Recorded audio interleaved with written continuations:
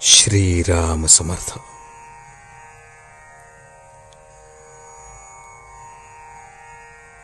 नाम आणि सत्कर्मे.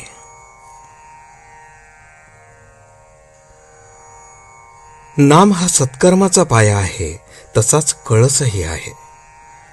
भगवंताच्या स्मरणात केलेले कर्मच सत्कर्म या सदरात पडू शकते. भगवंताच्या विस्मरणात केलेले कर्म सत्कर्म ठरू शकत नाही. समजा एखादा मनुष्य नुसते तोंडाने रामराम म्हणतोय, परंतु भगवंताच्या स्मरणात नाही, तर मग रामराम म्हणण्याची त्याची क्रिया सत्कर्म म्हणता येईल का? वास्तविक नाम हे स्वतः सिद्ध असल्याने ते जाणता वा अजाणता म्हटले तरी ते सत्कर्म याच सदरात पडते. कारण जेथे माझे नाम तेथे मी पुरुषोत्तम, असे भगवंताचेच वचन आहे. म्हणून नामाचा उच्चार आणि भगवंत या दोन गोष्टी निराळ्या असूच शकत नाहीत. मुखाने नाम म्हणणाऱ्याचे लक्ष भगवंताकडे असो वा नसो ते सत्कृत्य याच सदरात पडते. इतर कर्मे आणि नाम घेण्याचे कर्म यात जो मोठा फरक आहे तो हाच की इतर कर्मांना पूर्णत्व किंवा सत्यत्व नामाने येते, तर उलट पक्षी नाम आणि अपूर्णत्व या गोष्टी एकत्र संभवतच नाहीत. म्हणून नाम भगवंताच्या स्मरणात घेतले किंवा कसे हा प्रश्नच उद्भवत नाही. किंबहुना नाम मुखी आले की सत्कर्मे होऊच लागतात.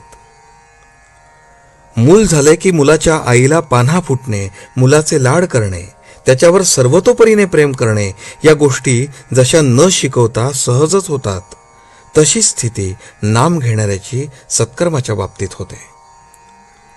इतकेच नव्हे तर त्या आईला जर म्हटले की तू मुलाला जवळ ठेव पण त्याच्यावर प्रेम वगैरे काही करू नकोस, तर ते जसे तिला शक्य नाही, त्याचप्रमाणे नाम घेणाऱ्याला सत्कर्मे टाळू म्हटले तरी टाळता येणार नाहीत.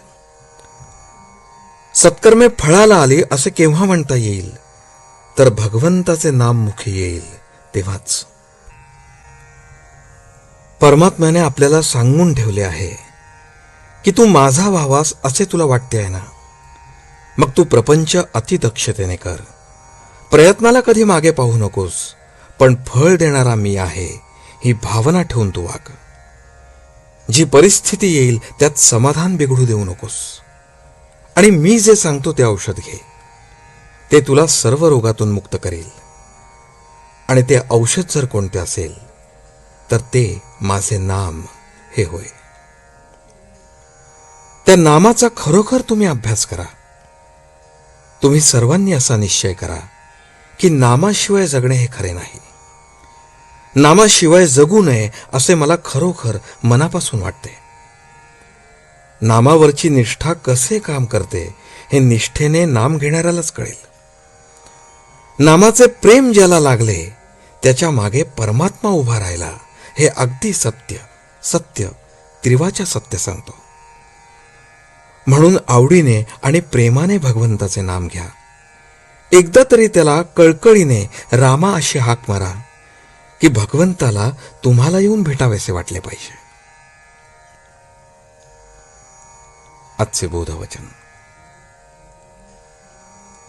सत्कर्माचा शेवट भगवंताच्या नामाचे प्रेम उत्पन्न होण्यातच होणे जरूर आहे. जानकी जीवन स्मरण. जय जय राम.